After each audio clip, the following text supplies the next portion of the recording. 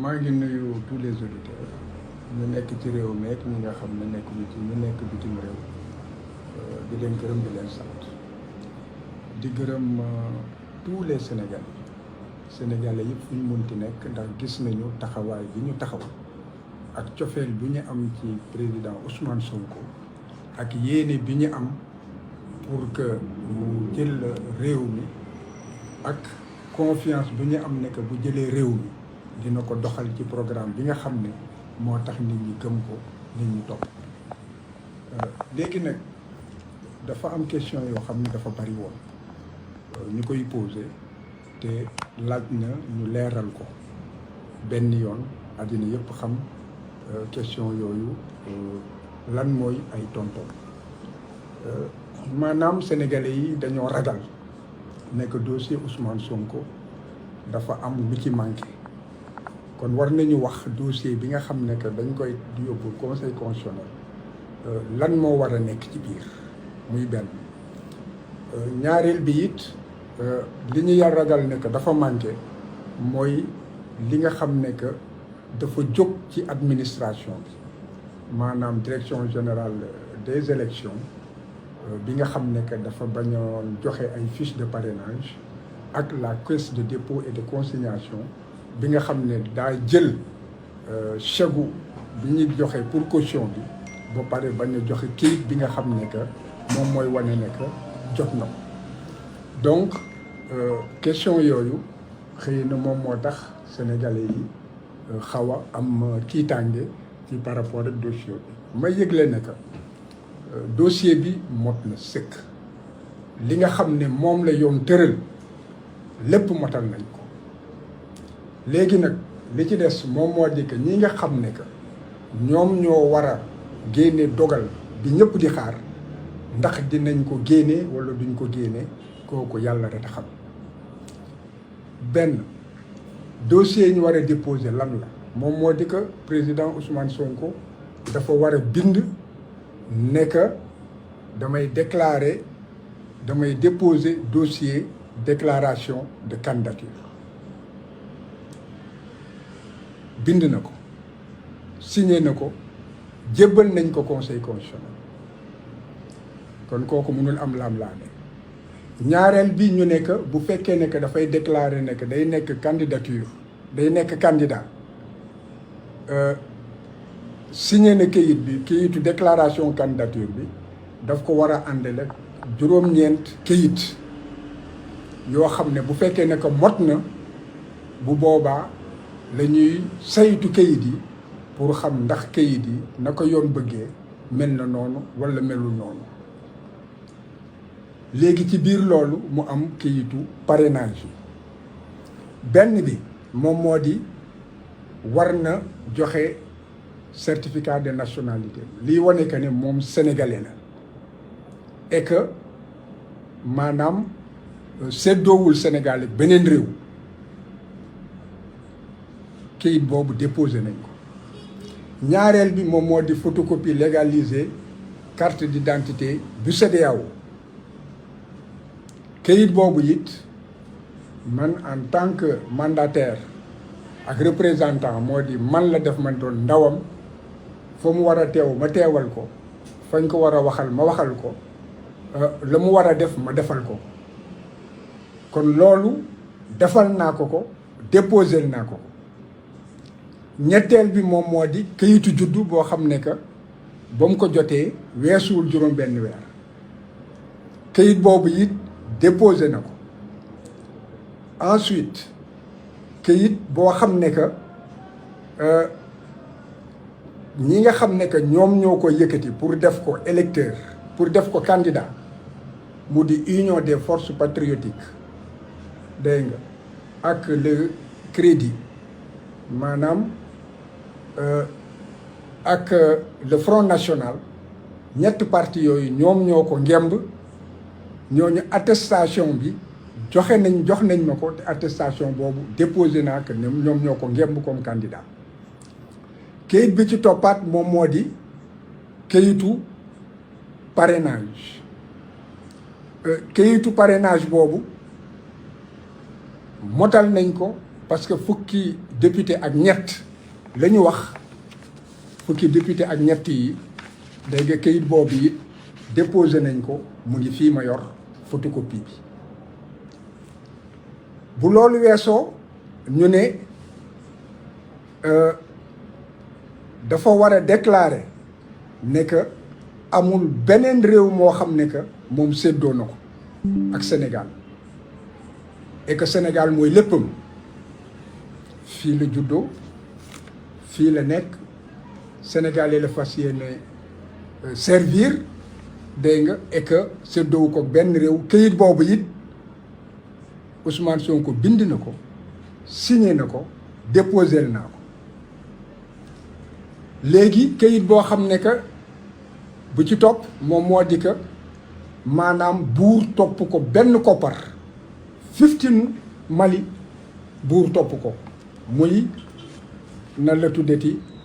attestation fiscale quitus fiscal kooku nguuru Sénégal ci boppam ñoo ko jox kayit buy wane que ne topp ñu ko koppar bu gën a néew 15 yoolalu leen déposé na ko léegi bu loolu weesoo mu des kayit boo xam ne day wane que ne déposé na 30 millions caisse de dépôt et de consignation moom mooy coffre-fort buur ci coffre-fortam yi la léegi nag ñu ne kayit boobu dafay ànd ak benn bataaxal boo xam ne que directeur bi day signé ne que koppar yooyu jot nañ ko déposé nañu 30 millions mu ngi nii xool leen ko 30 millions yi ñu ngi ko déposé mun ngeen koy yéegal lii damay protéger données personnelles yi bu ngeen xoolee le 30 novembre la crédit déposé xaalis xobet lañ déposé le même jour ñu joxe chèque boo xam ne le 29 novembre la lañ ko préparé woon chèque boobu le même jour dindi nañ ko ci compte bancaire ba nga xam ne fa la ñu defoon koppar yi mu doon chèque certifié moom moo di koppar yi jébbal nañ ko caisse de dépôt et de consignation ci xam-xamu banque léegi nag boobu ba tey àddina bi gis na ne que ñu ngi daw pour que directeur bi jox ñu kayit bi nga xam ne que moom ci boppam da koy dëggal chèque bi nga xam ne moom la ñu jox caisse de dépôt chèque baa ngi nii wane leen ko àddina yëpp gis ko chèque baa ngi nii 30 millions de francs CFA bu ngeen ko xoolee bu ngeen ko jegee da ngeen gis ne chèque certifié la chèque certifié kon ba nga xamee loolu yëpp joxe nañ ko kayit bi nga xam ne que ñoom wane nañ ko ne jot nañu koppar yi bu ñu nii moom moo di nan la tuddati quittance de reçu mu ngi nii lii ñoom ñoo ko signé ba ñu jotee chèque bi pour wane que ne chèque bii nga xam ne que 30 millions yi jébbal nañ ko caisse bi ñoom jot nañ ko ñoom ñoo ñu ko jox gis ngeen caisse de dépôt et de consignation kon boog jot nañ ko kayit bi nga xam ne nag moom dafa war a bind rek ne que waaw ñu ngi dëggal ne que jot nañ ko kayit boobu fu ne defal nañ ko lu mel ni Langabour yi foo jaar ñu ne du foofu fële ngay jaar boo jaaree foofu ñu delluwaat ne du fii kayit yooyu mu ngi nii lañ ñu tere même ñu yegg ci ñi nga xam ne moom moo jël suñu chèque. mooy ban kayit. procès verbal constat la ndax dañuy dem pour mu jox ñu kayit bi mu lànk bi mooy lan moom moo di boo jëlee kopparu nit nga war koo joxaat benn kayit mu ñëw nga tëj say bunt walla bu ñëwee nga ne du fa dugg foog naa ne caay-caay du weesu loolu te loolu foog naa ne réew mi waroon na ko jomb léegi nag kon quittance boobu nga xam ne que jox nañ ñu ko mooy bii ma leen won quittance bii ma leen won léegi quittance bi déposé nañ ko déposé nañu photocopie chèque bi léegi déposé nañu it kayit yi wane que ne directeur bi moom moo ñu bañ a jox kayit ba nga xam ne moo ci war a topp kayit boobu nag yoon conseil constitutionnel bi nga xam ne lañ jébbal kayit yi dafa may atte yu mu atte bii ci la ci atte yi am na beneen atte yi boo xam ne yor naa ko fi dégg nga boobu it ci atte yi la moom moo di que conseil constitutionnel mooy bii conseil constitutionnel li mu wax dafa leer. lan la wax. conseil constitutionnel ci bii kii parti bu ñuy wax RPJS la maanaam dafa am benn loi boo xam ne assemblée nationale daf ko wote woon boo ko assemblée nationale voté ba pare député yi d'accord ñu ci ñu jébbal mbir mi conseil constitutionnel pour que conseil constitutionnel wax ci ba mu demee conseil constitutionnel ne leen que seen wax mënuma koo jël wante li tax mënuma koo jël lenn rek la moom moo di que bu fekkee ne que administration moom moo def caay-caay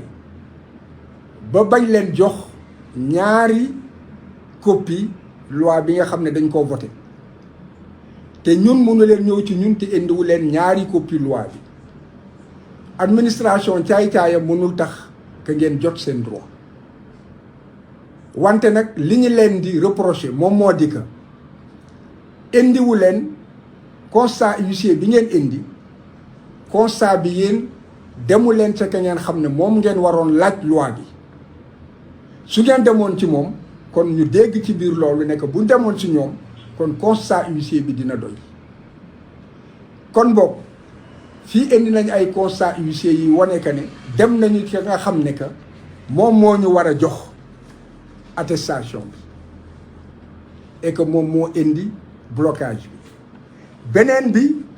moom moo di dossier bi nga xam ne que Yewwi Askan Wi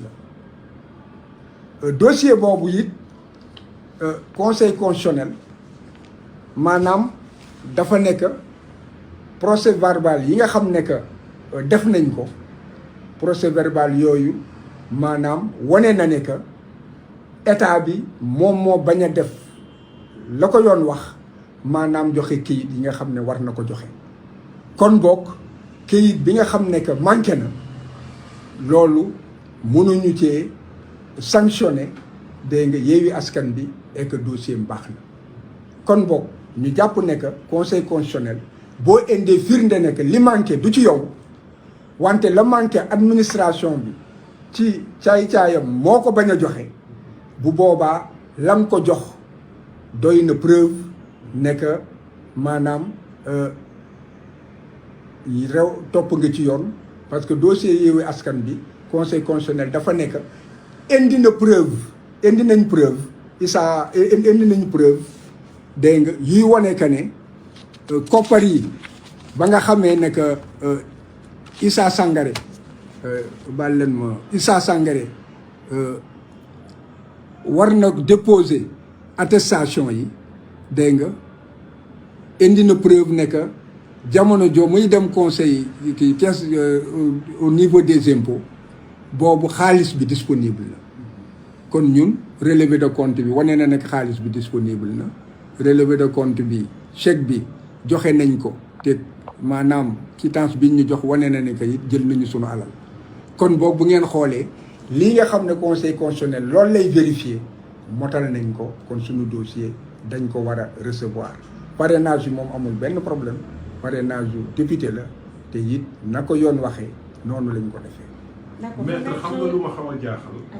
tey tàggatoo nañu vers 17 heures bi nga génnee conseil constitutionnel nga def sa déclaration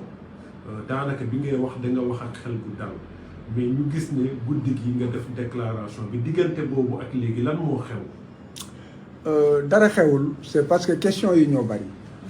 question yu dem ndax question yi moom moo di que est-ce que seen dossier mot na li ngeen déposé est-ce que maanaam doy na mu di quittance bi manqué dégg nga ak li jëm ci parrainage yi gis loolu réponse yi moom li tax soriwuma ci moom moo di parrainage député la bon kon fiche yi nga xam ne que ñoom dañ ko doon laajte kooku parrainage citoyen la woon kooku da ngay dem lu mot ay ñeent fukki junni nit ku ci ne signé la ne porte naa sa candidature kon loolu soxlaatuñu ko parce que amoon nañu fukki député ak ñett kon loolu du problème léegi nag li jëm ci caisse de dépôt et de kon DGE ñoom dégagé nañ leen proprement te it pour ce qui est de la caisse de dépôt et de consignation foofu attestation bi jotuñu ko dañoo xool naka la conseil constitutionnel di doxalee bu fekkee ne que nit ki am na ay gàllankoor yuy tere que pièce am mot mooy décision yi nga xam ne won naa leen ko benn bi mu ngi nii beneen bi moom moo di décision Issa Sangaré bi nga xam ne que wane nañ ko ne xaalis bi disponible na ñun wane nañ ko ne xaalis bi disponible na won naa leen léegi relevé de compte bancaire bi ni nga xam ne xaalis bi génnee nañ ko wane nañu it ne que jël nañu suñu xaalis ndax jël nañu suñu chèque kon bokk kayit boo xam ne dañ koy bind ret dégg nga reçu dina remplacer en fait attestation parce que attestation day firndeel rek ne que ñoom jot nañ ko te reçu bi it mënuñu joxe reçu ne que jot nañu 30 millions te jotuñu ko wan naa leen chèque bi chèque certifié la c'est disponible kon bokk loolu pour tontu ñiy poser des questions yoo xam ne que en fait ñun réglé nañ ko. d'accord maître yaa ngi wax ne question yi dafa bari bokk na ci seen confrère bi nga xam ne bind na loo xam ne ñëpp ñi ànd ak Ousmane Sonko xaw nañu tiit ndax mi ngi wax rek lu jëm ci Sénat taxawaay bi nga xam ne amoon na ko naka itam DGE dem na sax bay wax lu jëm ci déstabilisation Sénégal wala ay information yoo xam ne xaw nañ koo for ci wu bay ne dañuy waaja daal am na lu ñu naral Ousmane Sonko est-ce que mën nga ci apporter ay précisions wala nga leeral un peu ñi nga xam ne Ousmane Sonko moom mooy seen candidat. man en fait su fekkee ne que ab avocat ni man wax na amul dara lu ma ci war a mën a wax man li ma mën a wax moom moo di que man maay mandataire bi man maay représentant bi dossier yi xam naa li ci nekk xam naa ne it li ma teg ak li ma wax ak yéen tey xam ngeen ne que xel bu dal la moom moo di que lépp lu yoon wax def nañ ko te lépp loo xam ne it conseil constitutionnel fa la doon jaar yëgalu fàttali nañ ko te it xam nañ ne que foofu la war a jaar kon boog ñun bu fekkee leneen am na dina doon loo xam ne dina jaaxal sénégalais yi dina jaaxal addina bi ndax dossier bu complet la te it ñu xam leen moom moo di que dossier bi nga xam ne dañ koo déposé dossier bi dañ koo scellé maanaam dañ koo tëj bañ ko tëjee tamponné naa greffier en chef bi tamponné kayit boobu kenn amul droit tijji ko ba mu yegg ci kanamu commission de parrainage bi bu boobaa su yeggee foofu ñu génnee dossier yi maanaam xool sunu parrainage wante mun nañu vérifier ndax pièces yi mot na nee naa leen pièces yi bon na kon boog suba man njort bi ma am te loolu moo la sama xel jàpp ne mooy am moom moo di que buñ ko tijjee suñuy pièces mot na et que dinañu jublu ci vérification parrainage yi 13 députés yi mot nañu lépp loo xam ne wax nañ ne que noonu lañ ko war a bindee bind nañ ko xool nañ ko xoolaat nañ ko saytu nañ ko dégg nga kon boog loolu leer na te it li ñu déposé yëpp dafa àndal ay bataaxal yoo xam ne que président conseil bi la moo ko moom ak membre conseil bi ak nan la tuddati membre commission de parrainage yi ku ci ne jox nañ la àndal nañ la bataaxal boo xam ne day expliquer gàllankoor yi nga xam ne yëpp jot nañ koo am te it yàlla mayuñu que ñu mën a motal la nga xam ne que loolu lañ laaj kon bokk am nañu yaakaar ne que ëllëg suñu parrainage duñ ci am dara loo xam ne que dinañu ci bett lu dul betteel bu neex. D'accord. Maître, vous êtes le mandataire de la coalition Sonko Président 2024. Tout à l'heure, vous avez sorti un communiqué pour alerter l'opinion nationale et internationale sur tous les actes inimaginables posés par l'État du Sénégal pour entraver le dépôt du dossier de candidature de Ousmane Sonko. En l'occurrence, vous êtes son mandataire. Est-ce que vous pouvez revenir un peu sur ce qui s'est passé? Bon, je pense que ce qui s'est passé, la communauté nationale, comme la communauté internationale, en fait, l'a suivi de très près, jusqu'aux brutalités que j'ai subies, parce que j'accompagnais le mandataire de l'époque, Ayib Daffé, chargé des formalités administratives pour prendre les fiches de parrainage. Bon, n'ayant pas pu obtenir les fiches, donc le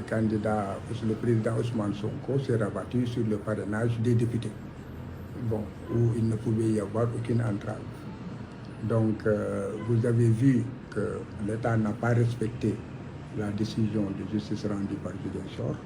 alors qu'il avait l'obligation immédiatement de procéder au rétablissement, même s'il y a un recours. C'est ça que dit la loi. Il n'a pas aussi respecté la décision rendue par le tribunal d'instance de Dakar, toujours, et a attendu ce qui est un peu ridicule, l'ultime limite, la dernière seconde du dernier jour de la dernière heure, bon, pour en fait déposer un recours, pensant qu'avec cela, il peut nuire à Ousmane Sonko. Ce n'est pas comme ça que fonctionne un État de droit ou une démocratie. Il n'appartient pas à l'État ou à l'administration qui est tenu à une obligation de neutralité et de protection, de promotion donc, de la démocratie et des droits civiques, de porter entrave en fait à l'exercice de droits fondamentaux. Bon, donc la Sénat aussi, qui peut faire des injonctions et même se substituer donc à l'administration pour lorsqu'il y a un manquement, la Sénat a eu à demander à la Direction générale des élections de respecter le droit de Ousmane Sonko et de les rétablir. Bon, on a assisté à quoi? Non seulement le service du ministère de l'Intérieur a refusé de s'exécuter, mais encore le président de la République a immédiatement dissous cette formation et a nommé d'autres membres. Ces membres ont été saisis, ont reçu une notification par les avocats d'Ousmane Sonko et aussi elle est informée de la décision du juge. À ce jour, on n'a pas de réaction alors qu'ils avaient un pouvoir de substitution. Je pense que même l'attestation de la Caisse de dépôt et de consignation, la Sénat, avait le devoir, sans attendre qu'on le lui demande, n'est-ce pas, donc de nous délivrer une attestation qui suppléerait à l'attestation du directeur de la Caisse et de consignation. Mais en tout état de cause, nous avons suppléé à cela en nous fondant sur la jurisprudence du Conseil constitutionnel, qui est que le constat établissant les obstructions de l'administration suffisent pour établir que les manquements ne sont pas imputables donc à l'intéressé et qu'on ne peut pas punir l'intéressé d'une faute qui ne lui incombe pas. Bon, donc nous avons les procédures de constat, nous avons les décisions de justice, nous avons aussi la preuve de ce que vous pouvez bien le voir. Nous avons la preuve de ce que l'argent est disponible jusqu'à aujourd'hui. Ça a été débité donc du compte de 30 millions de francs CFA. Vous avez la preuve de ce que la direction de la Caisse de dépôt et de consignation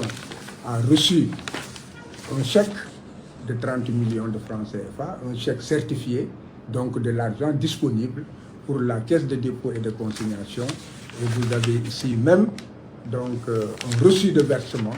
délivré par la Caisse de dépôt et de consignation. Je lis ici, il est marqué compte d'imputation numéro X, caution des candidats aux élections.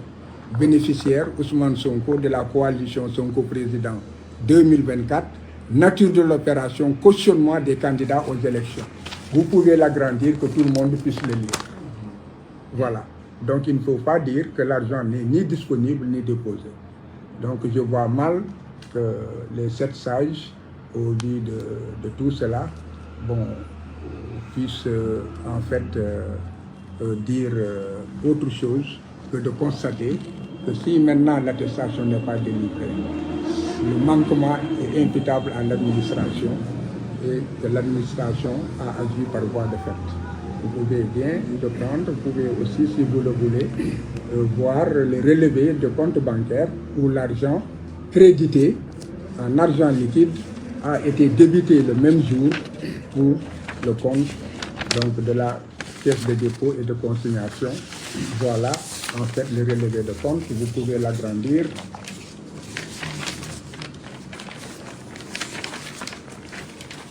Je garde les données personnelles. Voilà, donc c'est en jaune. C'est en jaune.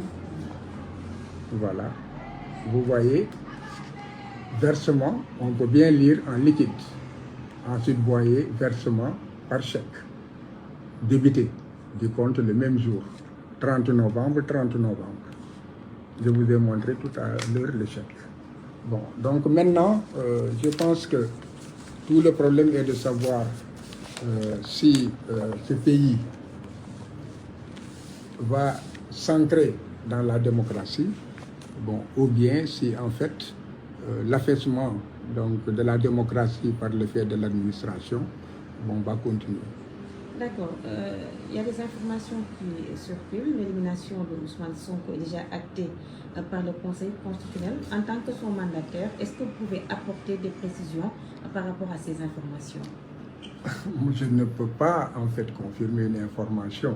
que je n'ai pas. Moi, je suis convoqué pour demain pour la vérification des listes de parrainage. Donc je pars pour la vérification des listes de parrainage.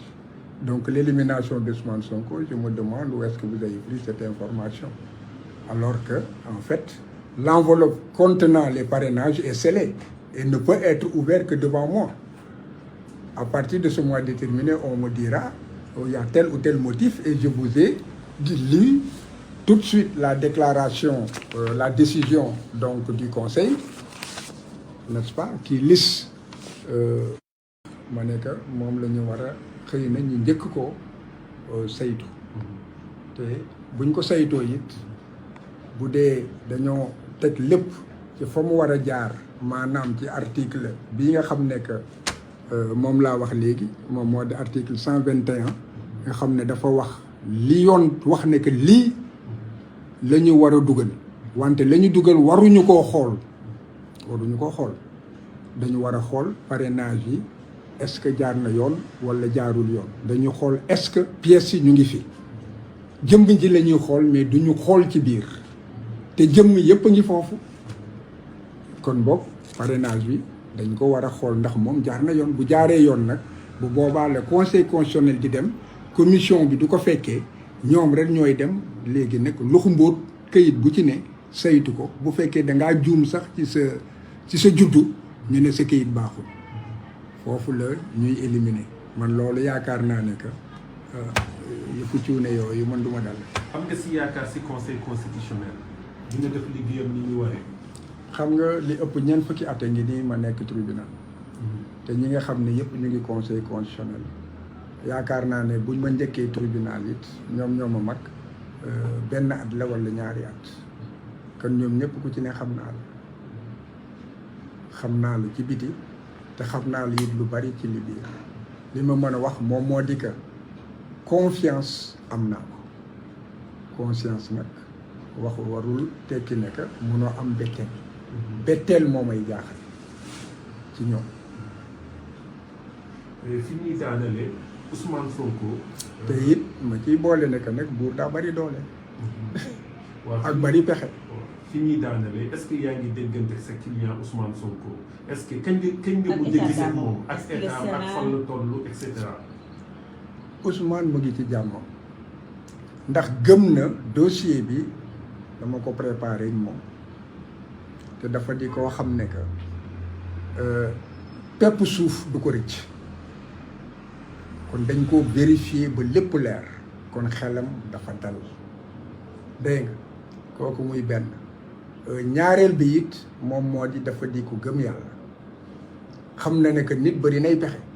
gis nañu pexe ak caay-caay yi nguur yëpp te yàlla dégg nga wommat na ko ba mu àgg fii kon boog nit ak ay pexem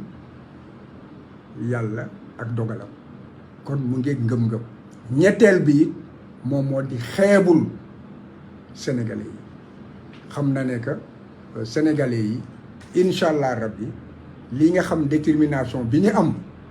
dégg nga état bi yàgg-yàgg dina leen ci fekk loolu gëm-gëmam la. investiture finalement autorité yi bañ nañ ko lan mooy réaction Ousmane Sonko. non xam nga wax naa ne que yëfu wuyu la te it réew mi dafa am maanaam ay nit ñu tuuti ñu ko ŋànk lii lépp li nga xam dañ ci war a def jàngat moom moo di que démocratie ci réew mi depuis 2014 ne woon naa ne que démocratie ngi wéy di dem boobu xamoon naa ne que la ne ca kaw ñu koy wax ak di ko wone bokkul rek li nëb xasaw rab ci suuf ñaareel bi it que yoon état de droit moom it mu ngi wéy kooku 2014 la léegi nag événement yi dafa permettre Sénégalais yi jaxaran ñu xam ñi nga xam ne que ñoom ñoo ŋànk réew mi naka lañ ko mës a doxalee ak ci lan la ñu yaakaar moom moo di doole ak caabi gannaaw et que mu jaral leen lépp it wante nañu am ngëm nekk ak nu mënti wel suñu Sénégal bi kenn duñu ko yàq. maître ñoo ngi lay jaajëfal bu baax yaa ngi nekkoon ak Mouhamed Lodji Sen TV Info ak Ngoné sanslimite.com sa dernier mot. sama dernier mot moom moo di que ci wolof moom moo di que sénégalais yi yeewu nañu te dootuñu nelaw kooku na leer ci ñëpp di wax it ne que nañu pare pour que Ousmane Sonko mën a yeggali yéene bi mu amal sénégalais yi te mënu ko yeggali tant que nekkul président kon boog ñu taxaw tembe pour que mu war a mën a yegg ci élection yi te gëm nañ ne que ñi nga xam ne tey jii ñoom ñooy yor kayit yi du ñu dem ci du ñu waroog askan wi ndax askan wi la ñu bëgg ak kayit yi nga xam ne dafa leer yaakaar naa ne que am naa yaakaar ne que du am waroo. merci ñoo ngi lay jaajëfal bu baax. je vous en prie. ñu sant leen gërëm maître Ciré Clédor Ly nekk mandataire bu coalition Sonko